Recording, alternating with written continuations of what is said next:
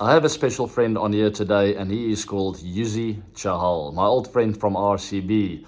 He finds himself in the India ODI squad, back in business, which I'm very happy about, and he is preparing for the ODI series in South Africa, a place where he loves to bowl. He's got a fantastic record over here, also dismissing me while playing here in South Africa in the past. We cover that and much more on this week's 360 show. Watching a very high-class player. This is when you know AB de Villiers is at his best.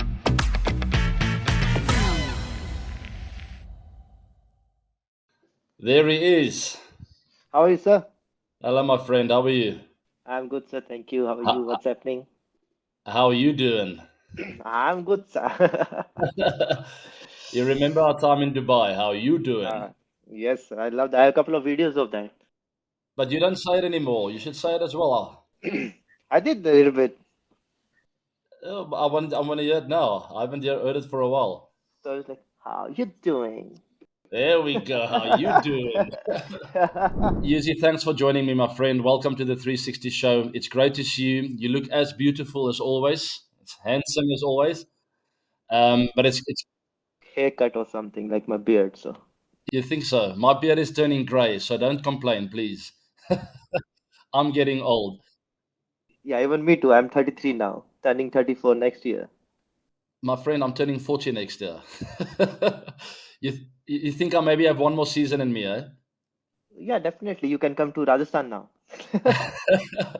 You know, I was playing with the kids in the nets yesterday, and I picked up a small bat like this. It comes up to my knees, but I hit a couple. I hit a couple in the middle of the bat, and I felt like, ooh, maybe I should just hit a couple of balls again and have a feel for it again. You know. So you can, even in your 50s, 60s, still you can hit 60, sir. There is no doubt. You see, if I've got it right, you're in Bombay at the moment, right? Right now, I'm sir in Gurugram Ah, with mom, dad, and tomorrow I'm going to Mumbai, sir. pick up from there. So, Yuzi, you watched the World Cup. India did exceptionally well. Do you think the toss maybe played a big role? The bit that I watched, the wicket was very slow in the afternoon. It skidded on in the evening. It's not an excuse, but it's a shame that there's only one final and India just had one bad game. What are your thoughts on the World Cup and especially that final with the toss? Definitely, whole tournament we played so well, like 10 out of 10, and we are in. I think, like you said, we are the best team in the World Cup.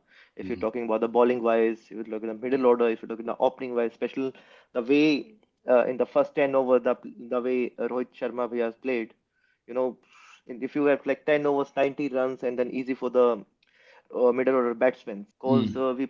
we played couple of matches Ahmedabad, and the daytime is little bit slow wicket, and the, like you can see that they bowl so many cutters and all, but it didn't happen in the second inning. I'm not sure the dew factor was there or not, but the first 15 in the second inning, first 15 overs, ball was a little bit turning when Jaddu Vai was bowling. But suddenly after the drinks phase, the wicket was totally changed. Like you can figure out like might be some little bit dew is there. Mm. No, definitely. The bit that I watched, and you never want to put emphasis on a toss, but it certainly played a role. I've played the many games, and while I was watching that 50 over game, I felt like, oh, I can't believe this is happening. Not that I necessarily wanted someone to win. I just wanted a good, fair contest. That's all. And I've said it before on the show that the ICC need to have a look at lullifying and sort of evening out the playing field. And yeah, I don't know if there should be two innings maybe of 20 overs to make up a 50 over. And in that way, you can give the team who batted on the slow wicket in the start maybe a chance right at the end again when it's skidding on as well, and then everyone can walk off the field and go, "Yeah, you know what, it was a fair contest." But anyway, let them sort that out. I think it was a fantastic World Cup, and as we mentioned, I think India was definitely the best team in that World Cup. But Australia always seemed to find a way in big matches. We saw Maxi against Afghanistan, Travis Head when it mattered most. These guys came to the party, so congrats to them. What are your thoughts on the Aussies? No, definitely. I think for the turnaround, the way Maxi played when he scored 200 not out, it's like that insane inning. Like you feel like you're playing on a PS5 or something.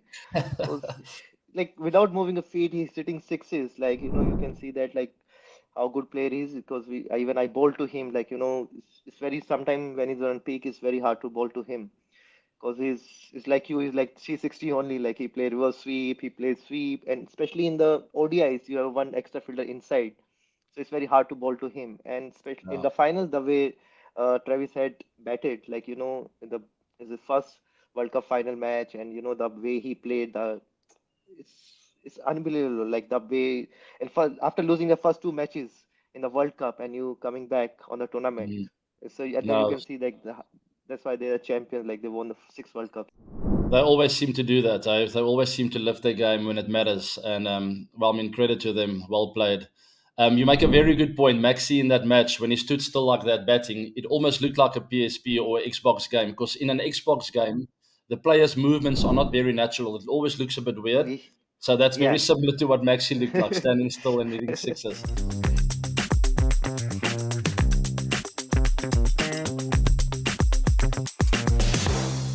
Listen, Yuzi, you're coming to South Africa. Are you excited? I know you love touring here. I hope I see you at some stage. I'm not exactly sure how long you're going to be here for. I think you're here for the ODIs only, right? Yeah, I'm reaching on 13th evening. We first match we have in Joburg on 17th and 19th. I don't know where, but last match we have a PAL. I think we are staying in the Cape Town. So might you Yes. can come for like for some coffee, or you can come for some commentary or something. I'm gonna be in George. That's a small town up the eastern coast of South Africa. That's about a 3.5 hour drive. Maybe I'll make a plan and come say hi to you. I would love to, or maybe you can come over to the coastal town after your last match before you fly home. We can make a plan. I still remember my first tour in 2018 of South Africa. Like, that I think because of that tour, it's really boosted of me and Kuldeep because we played first time together in abroad and playing in South Africa, and we always heard about like it's very hard to bowl there. It's like a very memorable tour for me, and coming back again after like 4 years, I'm really want to like I'm very excited for that. Why do you have to bring that up? You know that's when you got me out, and now you want to talk about that.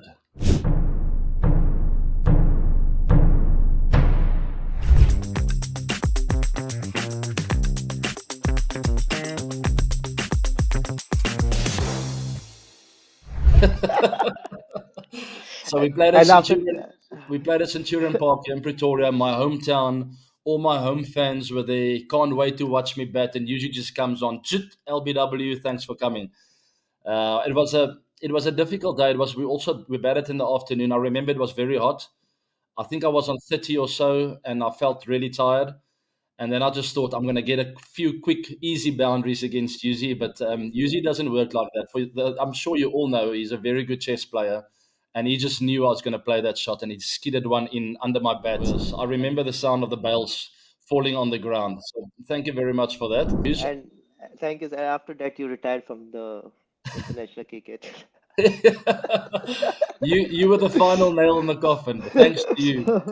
I've been telling everyone the 2015 World Cup was a big knock and I felt like tired, but you were the actual reason why I retired out of international cricket.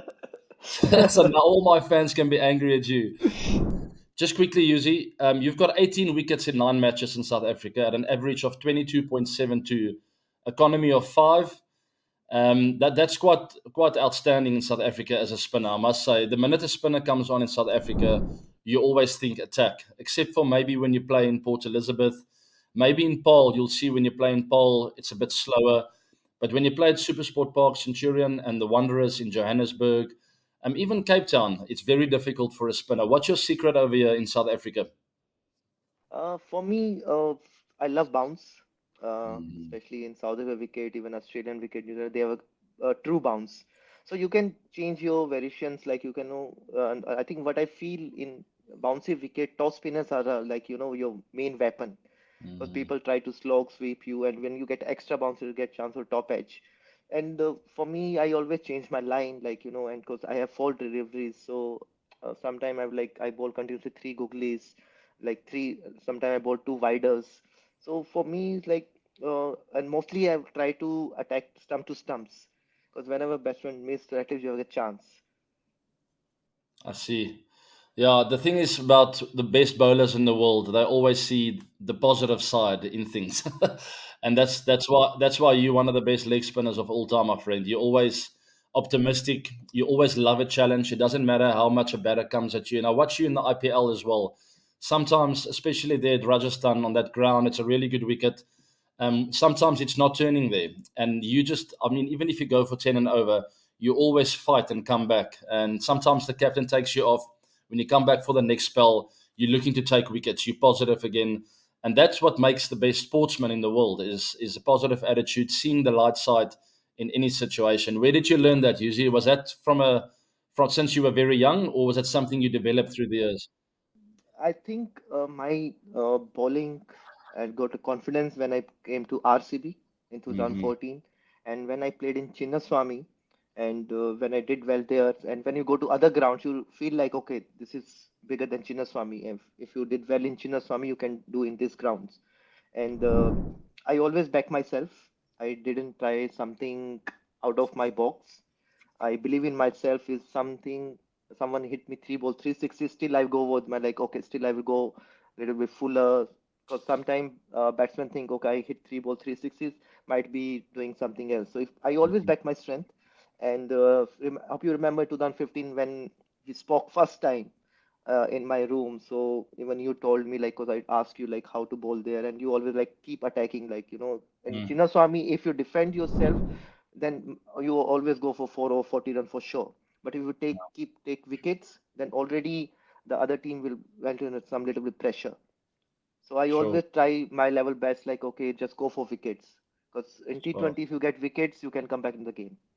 That's a great mindset because I can tell you the easiest and simplest trick in the book for a batsman is to try and scare the bowler, especially spinners. You want to dominate one on the front foot, and then you want to pretend like you're going to come down the wicket, and then most spinners will drop it short, and then it's an easy pull away. You see Heinrich Klaassen doing that a lot against some of the best bowlers. But for some reason, guys like you don't fall for that. You play that hand again, you play that hand again. You keep backing your skill, you keep backing your revs you put on the ball to maybe get one to turn or get a bit more bounce. And once again, that's a formula that has worked for you exceptionally well.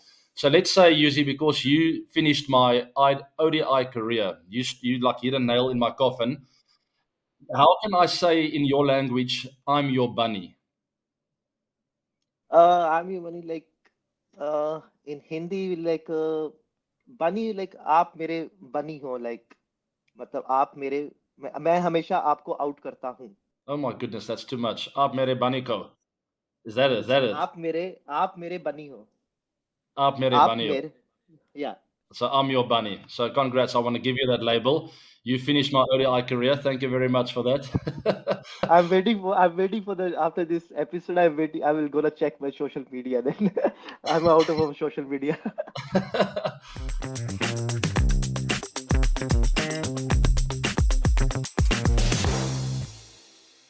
Usually, I'm going to read a quote that you said recently. In T20s, as a bowler, you know that the batter will go after you after two dot balls. But here in 50 over cricket, you have to earn the wicket. I think in 50 overs, you enjoy it more. There is something about you that enjoy the rhythm of the game and trying to understand what a batter's trying to do. Playing mind games. We hear Harsha Bogley often say he's a chess player. Look at him thinking about, but that's and it's a shame that we haven't seen a lot of you in Test cricket because I honestly think you would have had a fantastic career. You love that forward and backwards movement of the game and the highs and the lows. You understand how to bowl economically, but you also understand how to attack. So, just about that quote that you mentioned here now, how are you going to work the batters out here in South Africa? And is it something you said and is it something you're proud of? Definitely, sir. Because in T20, whenever we play, if your team scored like 240 to 30 runs, like you know that whenever you're going to bowl, people start attacking you. Every ball they want to smash you. So you can easy to take wickets. But in ODI, what I feel you have 10 overs, and might be you bowling in two spells, and starting people will understand. Okay, we'll take starting a singles and single. Might be you get chances like after 40 to 50 overs when batsmen want to strike. But how you take in wickets in the middle overs, it's very challenging when one fielder inside. So that time you have to play with the batsman mind, like way to bowl. Like even sometime, if you don't have outside fielders, you can still bowl like widers, and and even in the middle order batsman trying to take you singers. Okay, first 5 over you're gonna bowl, let him finish this first spell. So on that, you have like 5 6 over spell, how to take at least 2 wickets or at least 1 wicket and put pressure on the middle overs. Because in middle over, if you don't get wickets, the other team definitely they score like 300 plus for sure in every match. Okay, and on that, Yuzi, so when you construct an over, how would you work a batter out? Will it be one ball at a time? Will you, before you bowl the over, will you have a game plan in your mind, or will you react to what you see? Will you see, the batter is trying to come after me, or he's trying to be defensive? Do you read it every single ball, or do you have a pre-plan every over? For me, sir, whenever I come to bowl, I will see that what's the situation. If I'm coming after 10 overs, what is other team is like 10 overs, 80 for no loss or something, then I will try to, okay, just bowl 3 4 like quick overs, don't give him boundaries and all. And when come is coming with your situation, then you can attack. If they are like 10 overs, 40 for 2 or something, then you know that okay, you can attack now Okay, on okay. even your first ball. Then you could, if they hit me six, if you get wicket, so they're already in pressure. Sure, it makes sense. But it's great to see you back in the India squad. It's very frustrating for me because I want to see you play all formats. I want to see you play World Cups. I don't think you've been treated as well as you should have and as much as you deserve. But that is up for the selectors and everyone who's made the decisions over the years. I've told you before when we chatted in Mumbai, it's something you can't control. Control what you can control, and you've done that exceptionally well in the recent past. Forcing yourself on your way back into the ODI squad, and you deserve every single thing that come your way. Because I absolutely love your attitude. I know all of India and the fans love having you back in the team. You're always a nice guy with a lot of character. Fans around the world love watching you bowl, and I can't wait to have you over here. I know South Africa fans are looking forward to watch you bowl over here. They want to see your trickery. You know what? What's crazy? At that kiddies party I was at yesterday, I think there were about four leg spinners. So there's definitely something happening around the world where everyone is trying to do that. And I think in the next 5 to 10 years, we're going to have a lot of wrist spinners in the world. And that's very exciting. Thanks to you, Kuldeep, Shamsi, Imran Tahir, Zampa, all the leg spinners and the wrist spinners around the world. I know it's a very uh, different art. Mm, It's mm. people see like it's so easy, but for me, it's compared to it's very hard to bowl a leg spin because every time you have to because it's depend on the hard how much hard work you did in the past. So I really enjoy like if I'm playing my first class cricket, if I'm playing my list A tournament, like cricket gave me happiness. Like something is not my hands, but how can I enjoy? And I always did that. Yeah, leg spin. I actually, I haven't told anyone this before, but I've tried for like a season or two to try and bowl leg spin in the nets. It is the hardest skill in the world. I mean, my fingers got stuck.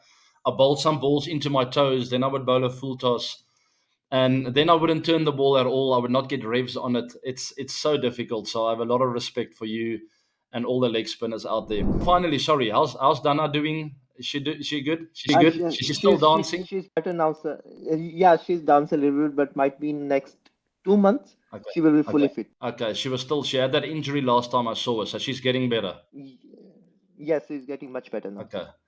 Okay, that's good news. Well, we are off to holiday soon. I will be seeing you hopefully in Paul with that one day international. Otherwise, I'll be watching you on television and I'll be FaceTiming you. So have your Definitely. phone ready. Yeah. You know, have it ready because I'm going to call you, especially when you do well, when you take 5 wickets. But all the best over here in South Africa, my Yeah. friend. I absolutely love you to Thank you bits. so much, sir. And Same here, sir. yeah, just final word to all the fans that have supported you over the years, who have stood behind you, no matter whether you're in the team or out. Just a bit of love to them. I just want to say thanks for everything. Like, they always with me with especially with my bad times.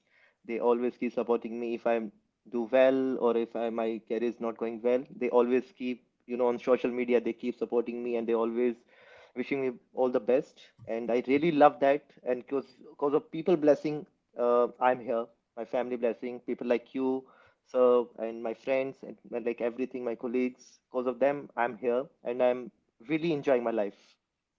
Thanks for That's good. everything. That's great, and you're a great man, and we're all very proud of you. And I'm consider myself lucky to call me a friend. But what I want to call myself more recently, Mentera Bunny Hoon. I'm your And you bunny. forget my name. What you called me like? Remember?